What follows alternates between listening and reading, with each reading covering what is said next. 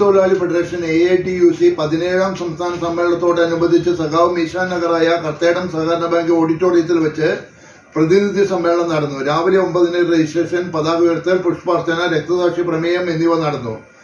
മുൻ MP-യും മത്സ്യത്തൊഴിലാളി ഫെഡറേഷൻ പ്രസിഡന്റുമായ TJ ആഞ്ചലോസ് അധ്യക്ഷത വഹിച്ചു. സ്വാഗത സംഘം general convener KL Dileep Kumar സ്വാഗതം പറഞ്ഞു. AITUC സംസ്ഥാന ജനറൽ സെക്രട്ടറി KP രാജേന്ദ്രൻ ചടങ്ങ് ഉദ്ഘാടനം ചെയ്തു. AIYF സംസ്ഥാന പ്രസിഡന്റ് N അരുൺ, കിസാൻ സഭ ജില്ലാ സെക്രട്ടറി EK ശിവൻ, ജില്ലാ പഞ്ചായത്ത് മെമ്പർ ശാരദാ മോഹൻ, മഹിളാ സംഘം ജില്ലാ സെക്രട്ടറി താര ദിലീപ് എന്നിവർ അഭിവാദ്യങ്ങൾ അർപ്പിച്ചുകൊണ്ട് സംസാരിച്ചു. ആവശ്യപ്പെട്ടതിന്റെ അടിസ്ഥാനത്തിലാണ് ഏറെ സാമ്പത്തിക ബുദ്ധിമുട്ട് സഹിച്ചുകൊണ്ട് ഈ സമ്മേളനം ഏറ്റെടുക്കുവാൻ വൈപ്പിൻകരയിലെ പാർട്ടി സഹകരണം തയ്യാറായി. നമുക്കറിയാം, നമ്മുടെ പാർട്ടി കുറേ നാളുകളായിട്ട് മാസങ്ങൾ ഇടപെട്ട് പല പേരുകളിൽ സംഭാവന ലഭിക്കുന്നതിന് വേണ്ടി വീടുകളിൽ എത്തിച്ചേരുകയാണ്. ഈ സംസ്ഥാന സമ്മേളനം വിജയിപ്പിക്കുന്നതിനാവശ്യമായ പ്രവർത്തന ഫണ്ട് സമാഹരിക്കുന്നതിന് വേണ്ടി വൈപ്പിൻകരയിലെ കമ്മ്യൂണിസ്റ്റ് പാർട്ടിയുടെയും മത്സ്യത്തൊഴിലാളി ഫെഡറേഷന്റെയും പ്രവർത്തകർ വീടുകളിലാണ് ഇറങ്ങിയത്. പക്ഷേ നമ്മുടെ പ്രതീക്ഷകൾക്കെല്ലാം വിപരീതമായി മത്സ്യമേഖലയിൽ സംഭവിച്ചുകൊണ്ടിരിക്കുന്ന മത്സ്യമില്ലാത്ത ആ ഒരു സ്ഥിതി നമ്മൾ ഉദ്ദേശിച്ച തരത്തിലേക്ക് സാമ്പത്തികം ശേഖരിക്കുവാൻ സ്വാഗത സംഘത്തിനും അതിൻ്റെ പ്രവർത്തകർക്കും വൈപ്പിൻകരയിലെ കമ്മ്യൂണിസ്റ്റ് പാർട്ടിക്ക് കഴിയാതെ പോയി എന്ന് പോരായ്മ നിലനിൽപ്പോൾ തന്നെ പരമാവധി നല്ല രീതിയിൽ ഈ സമ്മേളനം നടത്തുവാൻ ഞങ്ങൾ ശ്രമിച്ചിട്ടുണ്ട്. അതിൽ പോരായ്മകളുണ്ട് എന്ന് നമുക്കറിയാം. ആ പോരായ്മകളെല്ലാം പ്രിയപ്പെട്ട പ്രതിനിധികൾ സഹിക്കും എന്ന് ഞങ്ങൾക്കറിയാം. വൈപ്പിൻകര വീരസഖാക്കളുടെ ഒരു പോരാട്ട ഭൂമിയാണ്. നിരവധി കമ്മ്യൂണിസ്റ്റ് പാലിയം സമരസേനാനി സഖാവ് AG വേലായുധൻ, നിരവധി രക്തസാക്ഷികൾക്ക് ജന്മം കൊടുത്ത കമ്മ്യൂണിസ്റ്റ് പാർട്ടിയുടെ ഇടനിലമാണ് വൈപ്പിൻകര. ആദ്യമായിട്ടാണ് വൈപ്പിൻകരയിൽ ഒരു സംഘടനയുടെ സംസ്ഥാന സമ്മേളനം നടക്കുന്നത്.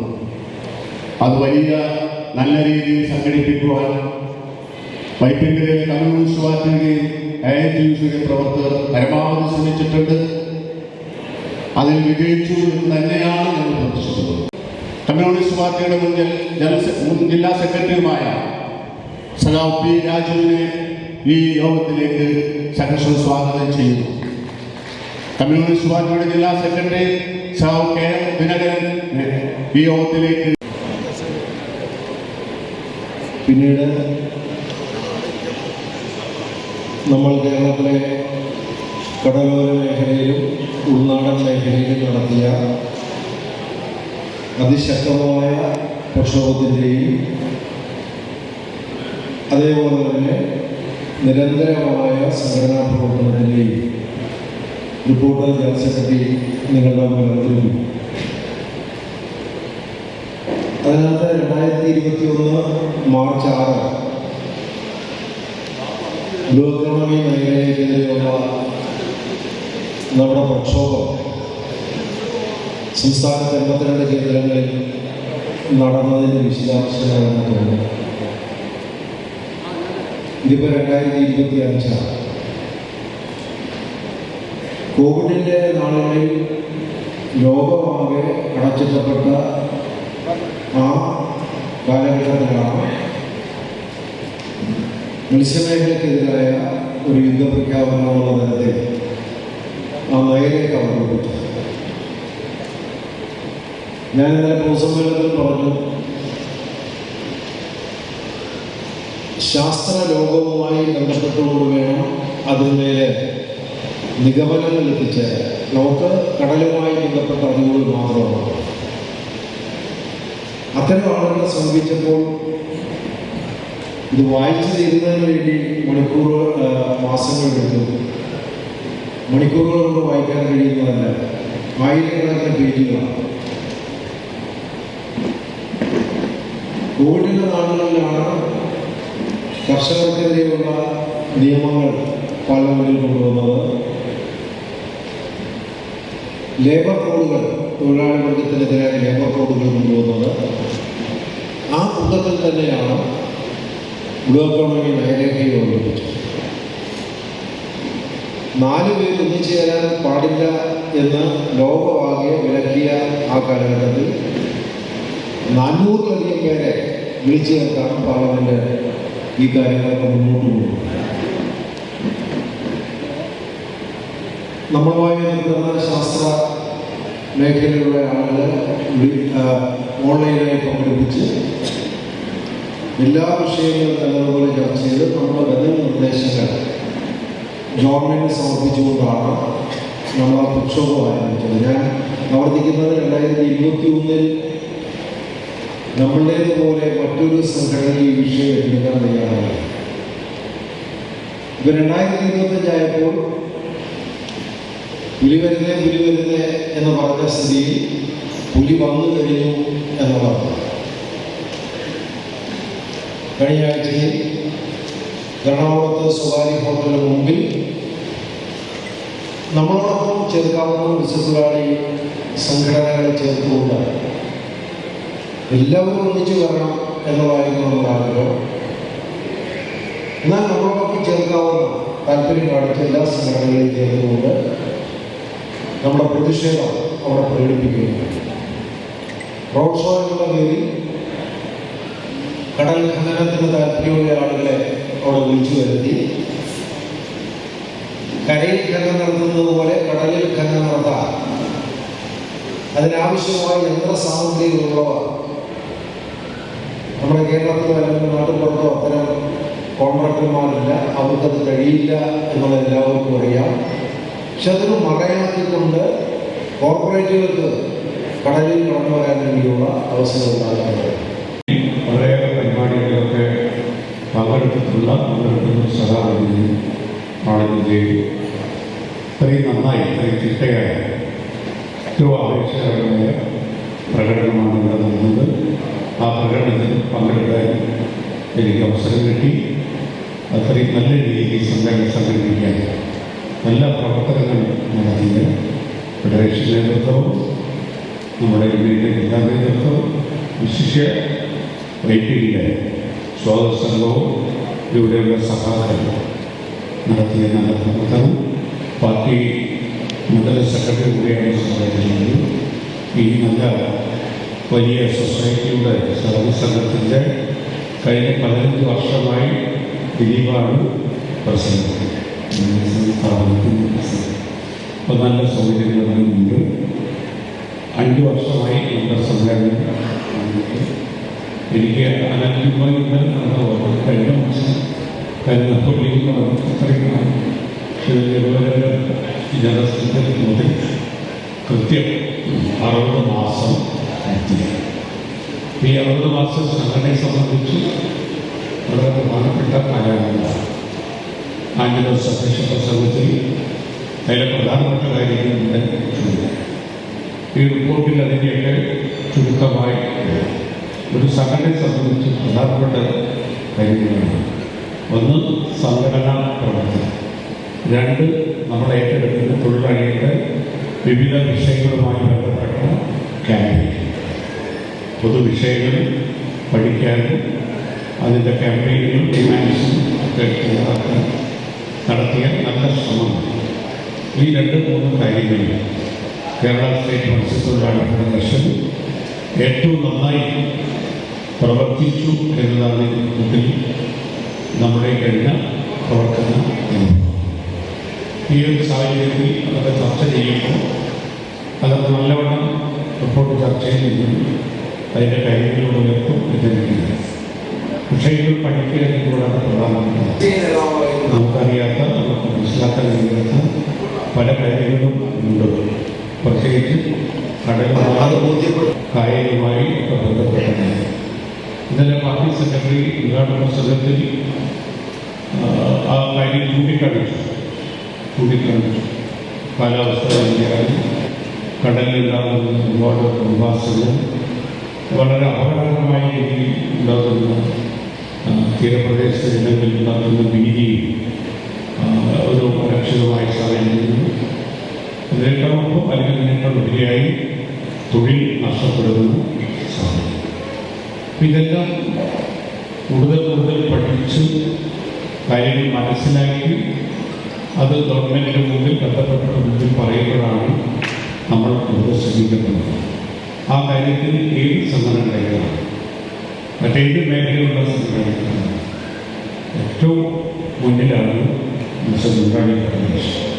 അതുകൊണ്ടാണ് രണ്ടാഴ്ച മുമ്പും ആ വിഷയവുമായി ബന്ധപ്പെട്ടൊരു സമരം മറ്റ് സംഘടനകൾ കൂടി അതിലേക്ക് നിന്ന് ആകർഷിക്കാനും ഒരു വലിയ സമരത്തിൽ ചെറിയ സമരമല്ല, എത്ര ആൾ പങ്കെടുത്ത് എത്ര ശക്തി കാണിക്കുന്നതല്ല, ആ വിഷയത്തിലുള്ള നമ്മുടെ ഇടപെടലാണ്, നമ്മുടെ അഭിപ്രായമാണ് നൽകുന്നത്. ആ രീതി നോക്കിയാൽ ഒരു ദേശീയ ശ്രദ്ധ പിടിച്ചുവെക്കുക പരിപാടിയാണ് കഴിഞ്ഞ ദിവസം എറണാകുളത്ത് ആ ഹോട്ടലിന് മുമ്പിൽ അവരെ യോഗം ചെയ്യുന്ന വിഷയം. ഇത് ഓരോ കാര്യങ്ങൾ ഞാൻ പറയുന്നത് ഇപ്പോൾ കേന്ദ്ര ഗവൺമെൻറ്റിൻ്റെ ഒരു നയ മാറ്റം ഈ മേഖലയിൽ 1991 മുതൽ ഒരു 32-33 വർഷമായിട്ടുള്ള രംഗം നമുക്കുണ്ട്. ഗ്ലോബലൈസേഷൻ അത് മത്സ്യ മേഖലയിൽ മാത്രം സമസ്ത മേഖലയിൽ ഗ്ലോബലൈസേഷനുമായി പുതിയ നയം കോൺഗ്രസ് ഗവൺമെൻറ് രാജ്യത്ത് നടപ്പാക്കിയത് മുതൽ ഏറ്റവും അതിൻ്റെ വിപരീതമായി ഇവിടെ ഏറ്റവും കൂടുതൽ ബാധിച്ചിട്ടുള്ളത് തൊഴിൽ മേഖലയിലാണ്. അപ്പോൾ അത് കൃത്യമായി ആ വിഷയങ്ങൾ ഉയർത്താനും സമരങ്ങൾ പ്ലാൻ ചെയ്യാനും AITC-യുടെ ദേശീയ നേതൃത്വം AITC-യുടെ സംസ്ഥാന നേതൃത്വമൊക്കെ ശ്രമിക്കാറുണ്ട്. അപ്പം അതിനൊരു പ്രധാനപ്പെട്ട ഒന്നാണ് മനസ്സിലാക്കുന്നത്. അതിൻ്റെ വിശദാംശങ്ങളൊക്കെ ഇവിടെ സഹാക്കളും സെമിനാറും ചർച്ച ചെയ്തു.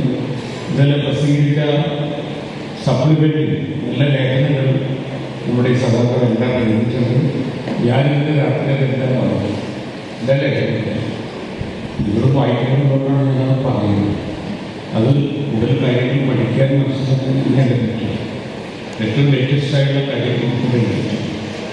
ആ സപ്ലിമെൻ്റ് ഇവിടെ ചർച്ച ചെയ്യുമ്പോൾ മറ്റു സംഘടനകളുടെ അഭിപ്രായം അപ്പോൾ വളരെ കരുതൽ യാതൊരു പ്രധാനമന്ത്രി വിശ്വസനവും ചൂണ്ടിക്കാണിച്ച് പ്രത്യേകിച്ച് അമേരിക്കയിൽ പുതിയ പ്രസിഡന്റ് ചുമതല ഏറ്റെടുത്ത ഉടനെ ഏതാണ്ട് 10-100 ഉത്തരവുകളിൽ ഒപ്പുവെച്ചു. അത് തന്നെ വിശദാംശങ്ങളൊക്കെ വന്നുകൊണ്ടിരിക്കുകയാണ്. നമ്മൾ വായിക്കാൻ മനസ്സിലാക്കാൻ ശ്രമിക്കണം. അതിൽ വലിയ തോതിൽ ഒരു അപകടങ്ങൾ കഴിയുന്നതാണ് കാലാവസ്ഥാ വ്യതിയാനവുമായി ബന്ധപ്പെട്ട് പാരീസ് ഉടമ്പടിയിൽ കേന്ദ്ര സർക്കാരിൻ്റെ പിന്മാറ്റവും WHO-യിലുള്ള. അപ്പം അതൊക്കെ ചെറിയ സമയത്താണെങ്കിൽ നമ്മുടെ സെക്രട്ടറി ചൂണ്ടിക്കാണിച്ചു. ഇനി ഏതൊക്കെ വിധത്തിലാണ് ഇതിൻ്റെ പ്രത്യാഘാതങ്ങൾ നമ്മളെ ബാധിക്കുക ക്യാമ്പിലാണ് ഒരു അഭിപ്രായം പറഞ്ഞിരിക്കുന്നത്.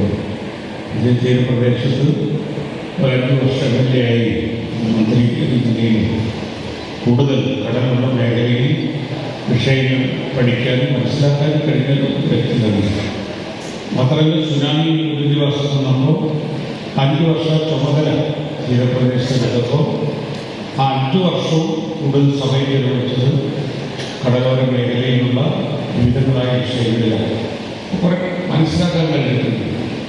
പൂർണ്ണമായിട്ടില്ല എന്നതിൽ കുറെ കാര്യങ്ങൾ അന്ന് മനസ്സിലാക്കി കടലിലുണ്ടാവുക. പ്രത്യേകിച്ച് സുനാമിക്ക് ശേഷം ഉണ്ടായിട്ടുള്ള അപ്പം അതൊക്കെ തീരദേശത്തുണ്ടാകുന്ന ഒരു വ്യാപകത.